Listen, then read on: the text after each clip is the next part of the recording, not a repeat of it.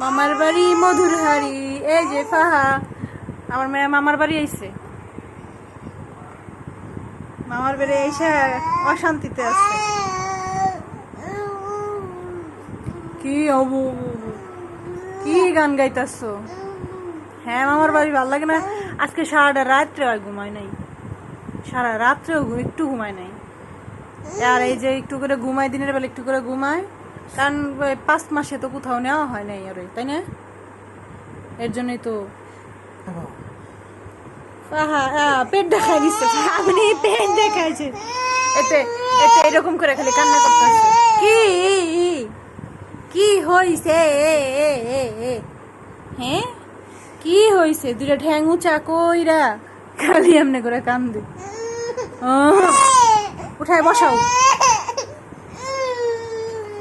মামা বাড়ি ভাল লাগতেছে না, মামা বাড়ি ভাল লাগতেছে না। ফার্মনি জন্মই হয়েছে মামার বাড়িতে।